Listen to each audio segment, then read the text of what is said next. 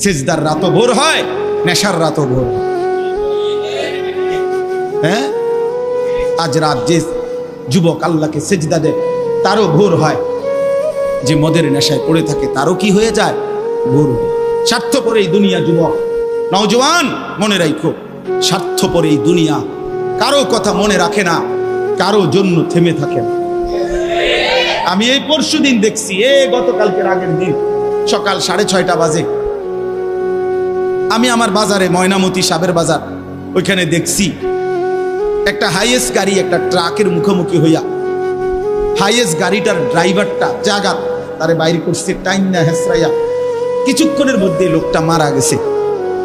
আমি একটা জিনিস খেয়াল করছি, অনেকক্ষণ তাকাইয়া আমার সাথে ড্রাইভারের আমি বললাম, কি স্বার্থপর এই দুনিয়া, একটা গাড়ি কেউ তার জন্য থামলো না, কারো হাতে সময় নাই, সবাই হরন দিয়া সাইড করে এমনে হেমনে করে সব চলে যায়, কোনো ড্রাইভারও থামে না বন্ধু, যে একটা লোক তো মরে গেছে, আরে মরে গেছে, তুই মরে গেছ, আমার হাতে সময় নেই।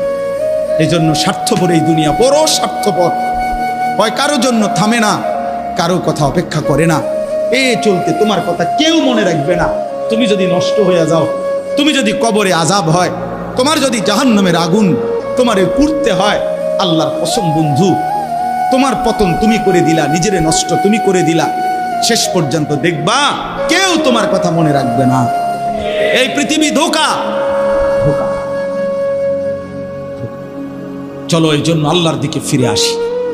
ইল্লা মান তাবা ওয়া আমানা ওয়া আমিলা সালিহান, আল্লাহ বলে যে গুনাহ ছেড়ে দিয়ে তওবা করলো, আমি আল্লাহকে বিশ্বাস করলো এবং পুনরায় আবার নেক আমল শুরু করে দিল, ফাউলাইকা ইয়াদখুলুনাল জান্নাহ, আমি আল্লাহ ওয়াদা দিলাম, আমি আল্লাহ তাদেরকে জান্নাতেই ঢুকায়া দেব।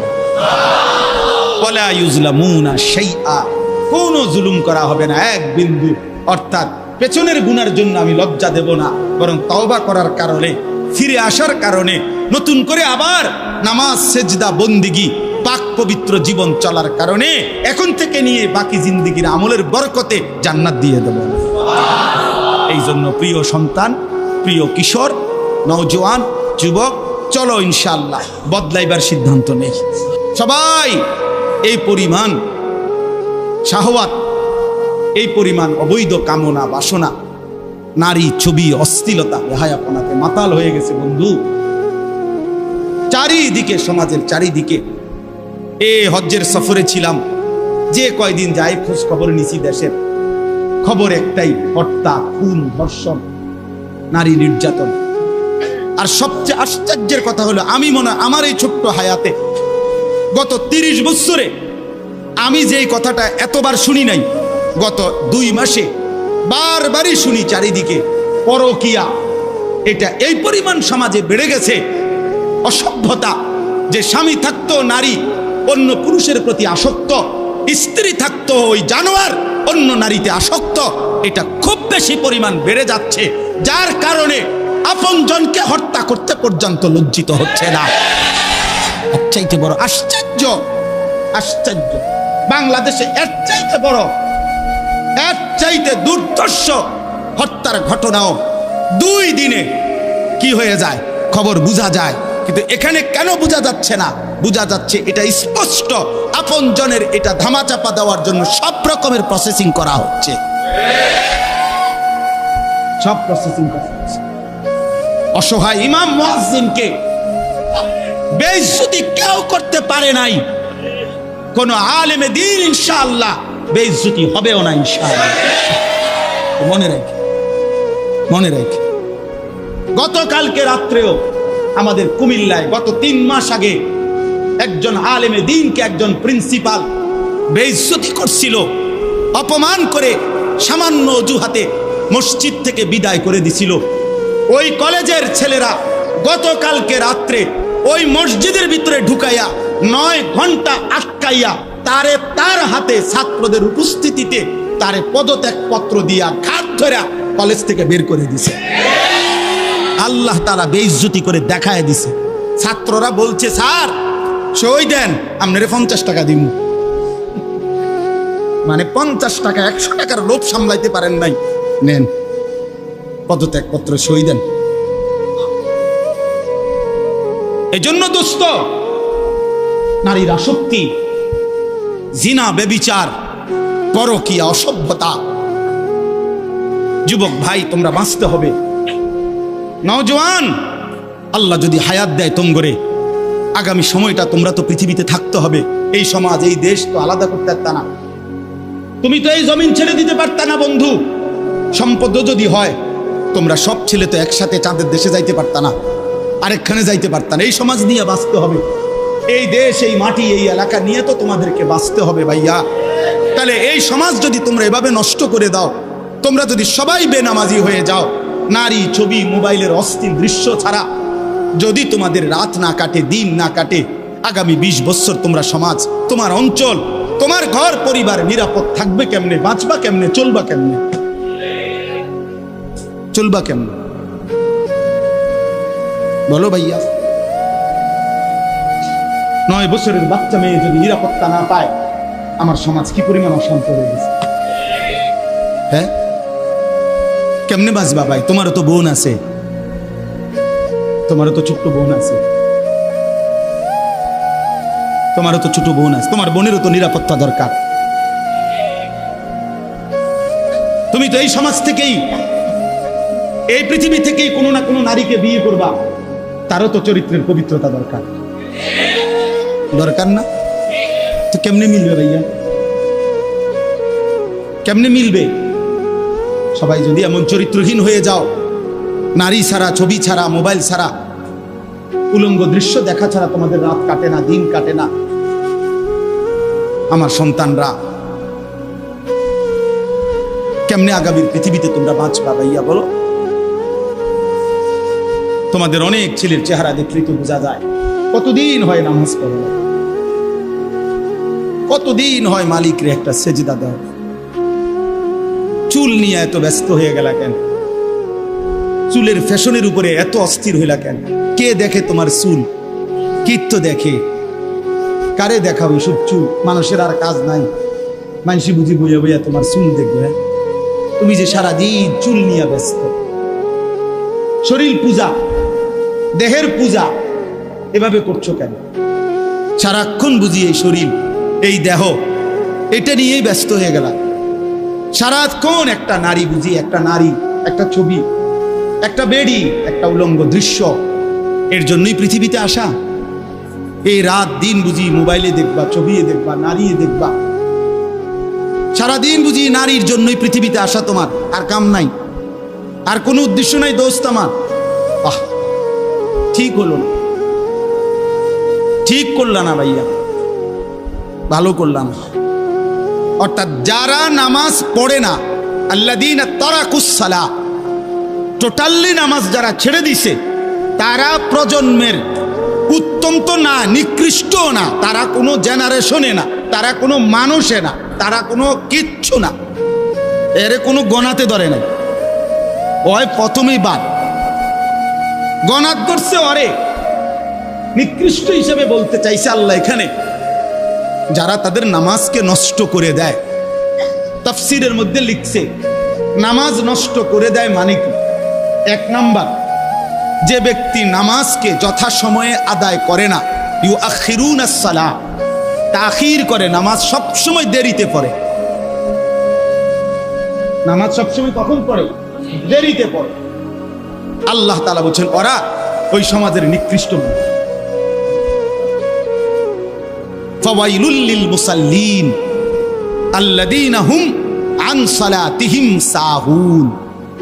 আল্লাহ তাআলা বলেন ওই নামাজীদের জন্য জাহান্নাম। ওয়াইল, জাহান্নামের একটি গুহা, জাহান্নামের একটা অংশ, জাহান্নামের ভীষণ আযাব। আল্লাহ তাআলা বলছে তারা আল্লাযীনা হুম আন সালাতিহিম সাহুন, যারা তাদের নামাজের মধ্যে সাহুন, অলস, নামাজকে সবসময় দেরি করে, নামাজকে সবসময় দেরি করে। জোহরের আজান হয়েছে 1টা বাজে, এবারটা জোহরের নামাজ পড়তে গেছে 4:30 বাজে, ওরা নামাজ পড়ছে লুঙ্গিটারে বইটা গামছা একটা কান্দে দিয়া রুকু সিজদা 3-4টা মেরে দিল আর কি। এটা নমাজ হইলেন কি তো করতাম হুজুর, সময় কুলাইতারি না। কিটছেন আপনি, ঘাস কাটছে, এতক্ষণ গরু গোসল করাইছে, গরু গোসল করাইছে। গরু গোসল করানোটা খুব দামি দরকারি বিষয়। নামাজকে এরকম প্রতিনিয়ত যে বিলম্ব করে আল্লাহ তাআলার কোরআনের ভাষায় তারা নিকৃষ্ট মানুষ, নিকৃষ্ট মানুষ। আদাউস সালার অন্তর্ভুক্ত, আদাউস সালার অন্তর্ভুক্ত নামাজকে বিলম্ব। আচ্ছা, হাদিসের মধ্যে আছে, কোরআনেও আছে, যে ব্যক্তি নামাজে অবহেলা করে, আল্লাহর কসম, আল্লাহও বলছে, নবীজিও বলছে, সে মুনাফিক। ইন্নাল মুনাফিকিনা ইউখাদিউনা আল্লাহ ওয়া হুয়া খাদিউহুম ওয়া ইযা কামু ইলাস সালাতি কামু কুসালা। কোরআন শরীফে আল্লাহ মুনাফিকের এক নম্বর পরিচয় বলছে, মুনাফিক সে যে নামাজ পড়ে অলস ভাবে। নামাজ পড়ে কিভাবে? তাহলে নামাজ যে পড়ে না তার ব্যাপারে বলেন, কথা বলেন না কেন? তারে মুনাফিকও বলে নাই। তুই কোনো মানুষে না বেটা, তুই কোনো কাতারে নাই, তোর কোনো আলোচনাই নাই। আলোচনা ওই ব্যক্তিরে যে নামাজ পড়ে অলস ভাবে, খামখেয়ালি করে। দাঁড়াইবার কথা দুই পায়ে, দাঁড়াইছে এক পায়ে, বুঝলেন? অলস নামাজের। রাসূলুল্লাহ সাল্লাল্লাহু আলাইহি সাল্লাম বলছেন, তিলকা সালাতুল মুনাফিক, ওই নামাজ মুনাফিকের নামাজ। ইয়ারকুবু হাত্তা তাগরুবা শামস, আসরের নামাজ না পড়ে যে অপেক্ষা করতেছে, অন্য কাজে ব্যস্তছে, এরই মধ্যে সূর্য ডুবে যাচ্ছে, সূর্য ডুবার কাছাকাছি। হাত্তা কানাত বাইনা কারনাই শাইতান, সূর্য ডুবার সময়ে শয়তান তার দুই শিং সূর্যের পাশে বাড়াইয়া দেয়। আল্লাহ নবী সাল্লাল্লাহু আলাইহি সাল্লাম বলেন, কামা ফানাক্কারা আরবাআন, সূর্য ডুবে যায়, এই সময় ওই আসরের নামাজের জন্য দাঁড়াইয়া 4 রাকাতে যেন 4টা ঠুক্কর মারছে। লা ইয়াযকুরুল্লাহ ইল্লা কালিলা, ঠিক মতো তাসবিহগুলো নামাজের আদায় করে নাই। রাসূল বলছে 3 বার, ওইটা মুনাফিকের নামাজ, মুনাফিকের নামাজ, মুনাফিকের নামাজ, মুনাফিকের নামাজ। তোর মতো নিকৃষ্ট নির্লজ্জ বেহায়া আল্লাহর জমিনে তো কোনো কুত্তাও হয় না, কোন কুত্তাও তো এরকম হইতে পারে না।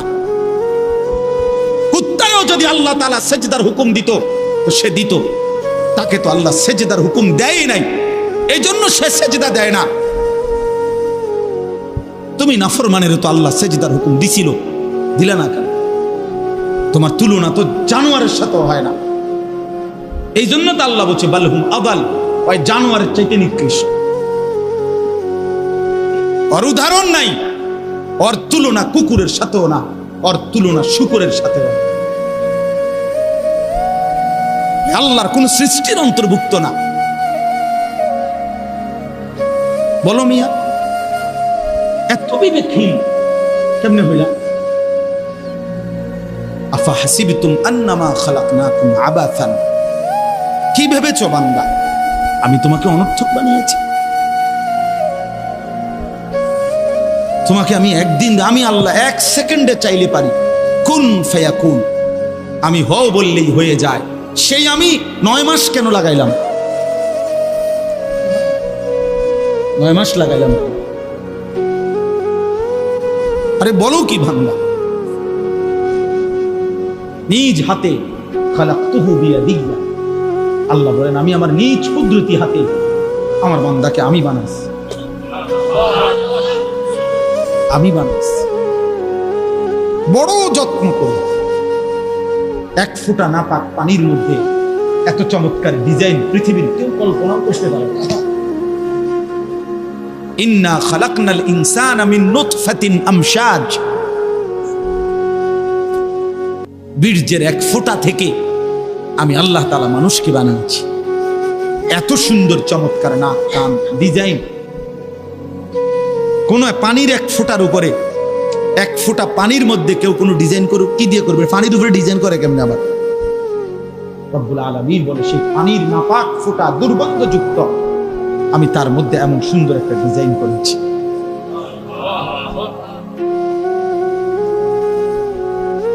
কেমনে ভুলে গেলাম? মা গাররাকা বিরাব্বিকাল কারীম, আমার মতো মেহেরবান দয়ালু মাওলা 24 ঘন্টা যে তোমাকে অজস্র অগণিত নিয়ামত দিচ্ছি, এই আসমান জমিন, এই চাঁদ সূরজ আলো বাতাস, 1 সেকেন্ড বান্দা এই বাতাস বন্ধ করে দিলে তুমি নিশ্চিহ্ন হয়ে যাবে। তুমি এই পৃথিবীতে নিঃশ্বাস ত্যাগ করে মৃত্যুবরণ করবা। একটা নিঃশ্বাসের জন্য তুমি এতটা মুখাপেক্ষী আমি আল্লাহর কাছে, সেই আমাকে একটা সিজদা দিবা না? সেই আমাকে একবারও ডাকবা না?